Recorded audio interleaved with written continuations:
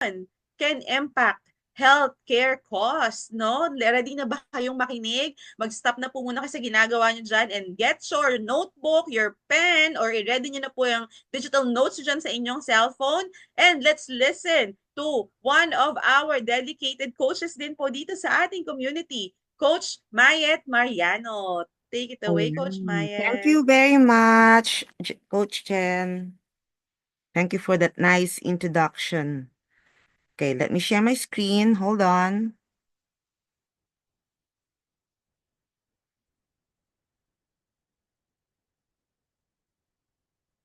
There we go.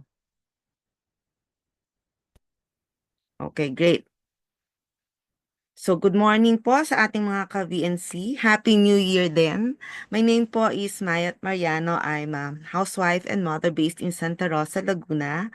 I'm also a wellness coach, doing Herbalife Nutrition from from the Nutrition Club with the Healthy Breakfast program. I lost po 40 pounds, okay? And this is due to a change of eating mindset and lifestyle, which is influenced, of course, by coaching from our Herbalife nutrition coaches and from, attending the trainings and events. What helped me from the products are, of course, yung aloe tea and shake natin, the three main components of our healthy breakfast. And from the beginning and until now, hindi po nawawala sa amin yung vitamins and minerals, fiber and herb, yung Herbal Lifeline, yung Ocular Defense, at now po yung Tanquay Plus. And nowadays, I also learned to be very active. So apart from doing like home workouts lang naman, I don't go to the gym, but I do the home workouts because I have a husband who is a personal trainer, and walking really helps me a lot as well. It relaxes me and gives me strength and energy. Now, before Herbalife Nutrition, I used to have a very stressful corporate life, and it resulted po into yung stressful eating, rewarding myself, because I'm tired all the time. I'm under pressure. There was so much demand from me at work. So pagdating sa bahay, gusto ko mag-relax lang. So naging very inactive ako. And then I would just reward myself with eating that would give me pleasure. Yon. So because of that, nag-gain ako ng weight at ayun, I felt I really lost confidence in how I looked and how I became. Yeah, that was yung picture ko sa left side. Now in Herbalife Nutrition and with the community and events that I am involved in, I learned that eating less can actually give me more of the things that I need. Ano ba yon? So, the things that I need in my life right now is nagkaroon ako ng increased metabolism, strength, energy, and I think the best thing that happened was I was able to be confident in making the right choices in what I eat and in what I do. So that's what Herbalife Nutrition did for me, and I hope na ma-experience nyo din po yung ganong na-experience ko being with Herbalife Nutrition and with this community that we are in. So let's go now to my topic. It's all about how prevention can impact healthcare costs. Napaka-controversial na topic po nowadays, no? Lalo na sa ating society ngayon, sa Philippine society. But let me share with you for some statistics. Okay? These are global statistics that Herbalife Nutrition was able to collate. So, alam nyo ba na about 12% of the world's population, or around 800 million people, are forced to spend at least 10% of their income on healthcare. Now, when we say healthcare, it's all about hospitalization, paggagamot, medicine, whatever. Global healthcare spending is actually expected to reach was expected to reach 8.7 trillion noong 2020 pa yan. Now, in 2040, this number is expected to hit 18 trillion dollars. Ang source natin dyan is yung World Health Organization. Sorry. Okay, hold on. Just my screen. So more stats this time from our Philippine Statistics Authority. Yung health spending po dito sa Pilipinas on the average increased to 11,000 and 83 pesos in 2023. Nag-increase po siya from 2022, 8.3% nag-increase. So what does that tell us po? Ibig sabihin mas more people are now uh, mas gumagamit ng healthcare. Bakit? Syempre, nagkakasakit. Bakit kaya? Di ba? So, depende po yan, di ba? Sa mga lifestyle choices na nangyayari. Yon. So, next. Ang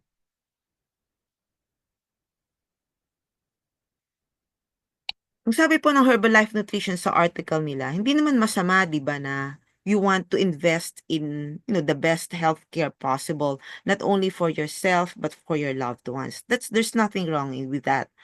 Pero, ang pinopoint po nila is, why don't we just think of it look at it in a different way? What if we invest na lang in something that will prevent us from using healthcare, 'di ba? Rather than mag-invest ka o mag-invest ka sa pagpapagamot, why not invest in something na hindi ka na magpapagamot? Meaning yung wellness mo, 'di ba? So, let's just take a look at this in terms of lifestyle, no? Now, a lot of people now have, their quick breakfast. Nagmamadali palagi, busy sa work. But let's look at the choices that you would make. Let's say you would look at the cheesy egg desal, okay? And by the way, this is taken directly from their website. So, you look at the left picture there, ang isang cost po ng cheesy egg desal, it will start from 95 pesos up to 132. Okay, so you look at the calories that you would eat from there. That's 281 calories. Look at that. The saturated fat containing in that one sandwich is 35% of that one meal na kakainin mo, yun na yung saturated fat. O, may padagdag pa yan na cholesterol. Mas mataas pa, 39%. O, dagdag pa yan ng sodium, 20%. Okay? Tapos meron pa dyan yung mga ibang essential na nutrients. Now, if you compare it to when you go to your nutrition club and you take or you probably even invested in your own healthy breakfast pack, that's approximately like 220 pesos per serving. This is what you'll get. So, calories, pag ininom mo yung aloe tea and shake mo, you get your 95 calories. Yung shake na dialog mo lang, inaalog lang sa tubig ha. And then, you get the essential macronutrients. You get 11 grams of your carbs. Good carbs yan. Good protein from your soy protein. 9 grams yan. Yung fats, yung essential fats na kailangan ng katawan natin, you get 1 gram of that. And of course, yung fiber, 3 grams. So you compare it. No, I don't even need to say anything else. Screenshot nyo yan, tingnan nyo yan, and you can weigh in the difference, di ba? So, with that kind of expenditure, okay, or expense, let's say, if you do that every day or even 5 times a day, or 5 times a week, tingnan nyo yung cost. Now, let's compare it. Pag nagkasakit ka, dahil dun sa poor eating choices mo, where because mataas ang calories na palagi mong nakakain, napakataas ng content ng saturated fat, pati ng cholesterol at ng sodium, saan yan babagsak? 'Di ba? Usually, may sasakit yan. And let's say, one of the highest, ngayon, pinakamataas ngayon na cases, okay, sa healthcare natin is yung cardiovascular diseases. Now, let's look at this hospitalization cost, okay, in the Philippine Heart Center. This is taken also from their website, the most recent information that they have. Okay, so let's just look at the surgical package deal. Kalagay dyan, it includes the cost of hospitalization, the number of days na suspend mo sa ospital, okay, yung medication na kailangan mo, yung cost ng operating room, and yung professional fees. Wala pa dyan yung cost, okay, ng mga blood and screening, mga blood at saka mga screening of blood products, yung mga, ayan, yung mga cost of intra-aortic balloon, yung mga kailangan para sa surgery, wala pa din doon. So let's just look at that. Tingnan natin yung minimal costs. Nandoon ka na sa private room. Okay, that's 689 pesos. Okay, off pump. Yan. On the left-hand side, makikita mo dyan, inclusions, exclusions. You can take a screenshot of these or just simply go to the website of Philippine Heart Center and look this up. Okay? So, imagine, nearly 1 million pesos. Yun lang, yung off-pump, ano lang yan, ha? Coronary artery bypass grafting. E, paano kung meron kang single valve, meron kang double valve, diba? Umaabot minsan ng 1.1, nasa private plan ka. 8 days ka lang. Nag-staycation ka lang dun sa ospital.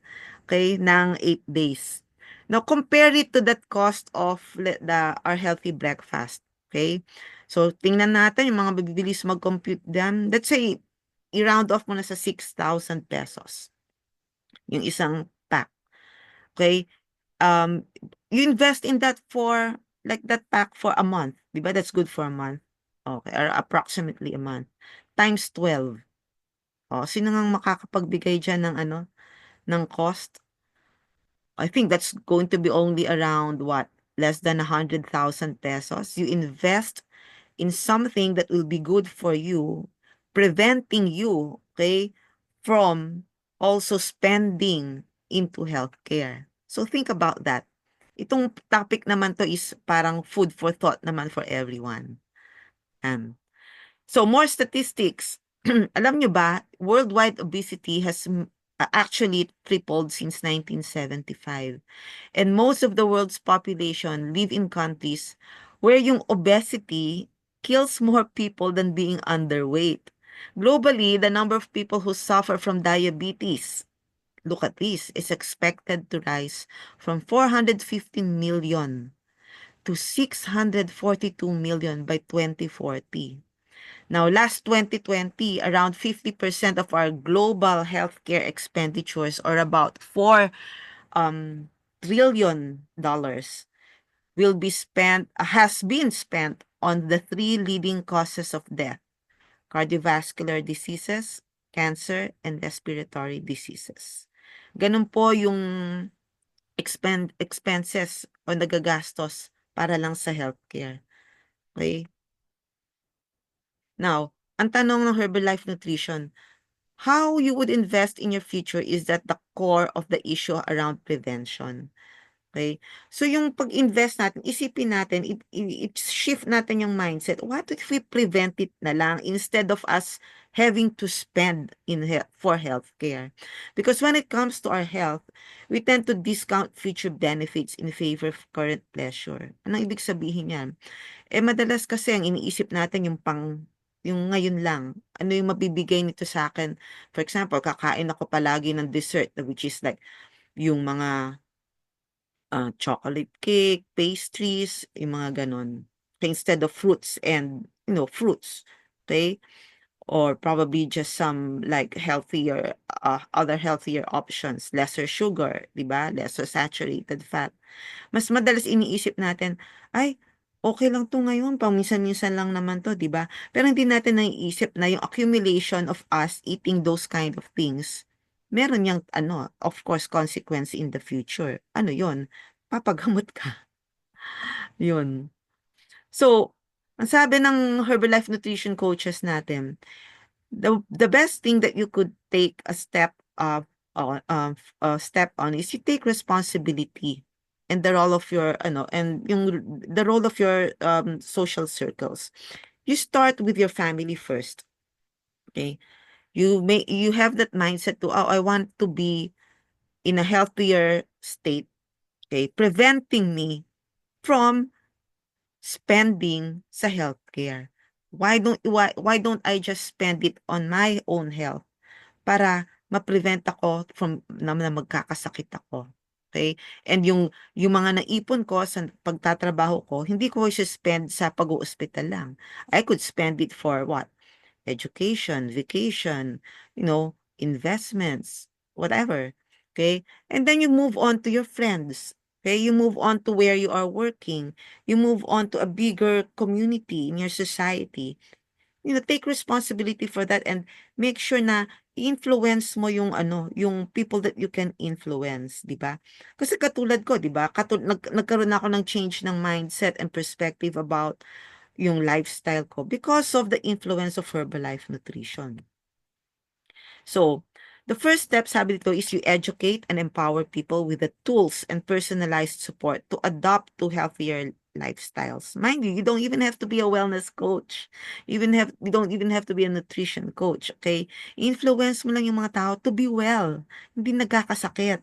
Now, studies consistently point towards the tremendous impact that support and structure play into supporting individuals to adopt healthier lifestyles.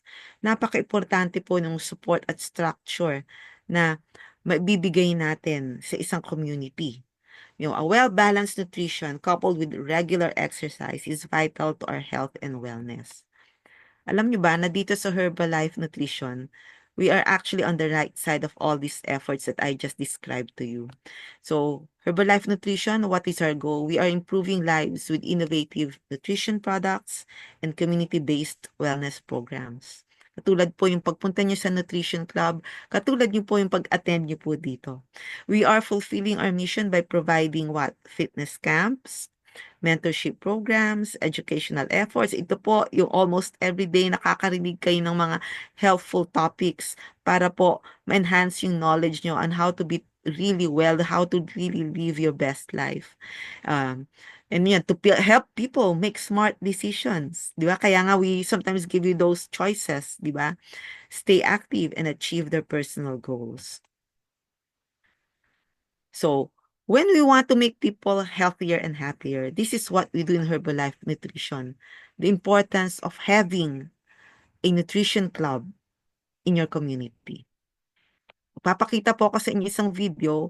This is a town in the US, napaka-remote na town, but this is what happened when their community was transformed because a group of people started, influencing their community to live a better lifestyle.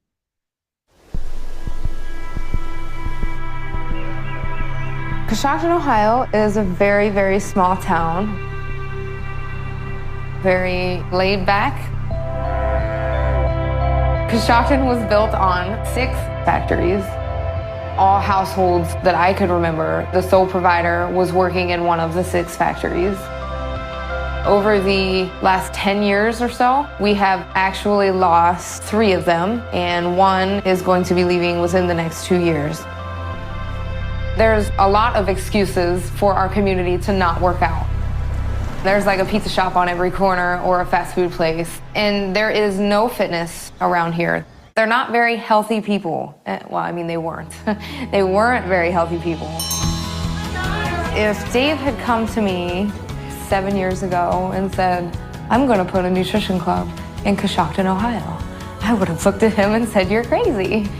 We just offer so many things for the community to come and just be a part of. Therefore, there's no excuse not to get fit or get healthy. It is very much so a support network. We do not allow any negativity at all. There's people from all different strides of life that come here, exercise for a couple hours. They encourage the wellness, the healthiness of everybody. One more. I've known them for a year and a half, and they really do care about the community. I absolutely love what I get to do every day. I tell people this all the time, that I get to hang out with 200 of my closest friends every day. And to me, that's not work. I grew up here and I've seen what this community has been, and now I'm completely seeing the change. And to know that we are such a big part of that is very humbling. Yeah. So yan po yung advantage of putting up a Herbalife Nutrition club in your community. What it can do to your society. And now, ano naman yung feedback ng mga customers? Let's see. Being an elementary school assistant principal, my life is pretty hectic. My mornings are very busy. So I use the Herbalife protein shake as a meal replacement in the mornings. The great thing about the Herbalife product, not only does it taste great, but using the meal replacements, the simplicity with it, being able to keep it with me at all times, just with the bottle shaker, So you get the nutrition that we need as well as the flavor that we really enjoy. I've used a lot of different products when it comes to taste and just ease of use. Herbalife definitely was the one that I prefer. I use Herbalife shakes every day. I wake up and it is the first thing I have. I have my shake, I have my tea. In the last year and a half, I've lost 40 pounds. My energy levels increased and gone through the roof. I put on a lot of muscle and it has been great. I feel amazing, and it's because these products have helped me achieve my best life. The shakes taste delicious. The reason why I take Herbalife is it works. I've tried many other supplements, but they don't taste good. I use Herbalife because I love the taste of the product. I love the way the products make me feel. And I love that it's quick and easy. So to be able to make a shake and know that I'm getting the nutrition that I need blows my mind. And the fact that they taste really good. I love it. Diba? So, imagine kung may nutrition club ka, tapos ganon yung yung response and feedback sa'yo ng mga umiinom sa'yo, di ba? Nakakatulong ka na sa community, nakakatulong ka pa sa individual lives, di ba? Let's say may teacher doon na nangangailangan ng tulong, or isang tatay, isang nanay, isang teenager even, di ba? Ang laking tulong nun. And that's why we are number one in the world in meal replacement. And what? And protein supplements combined. Okay, weight management and well-being, and active and lifestyle nutrition. And of course, we are just katulad ng na-present kanina sa ating healthy breakfast, no?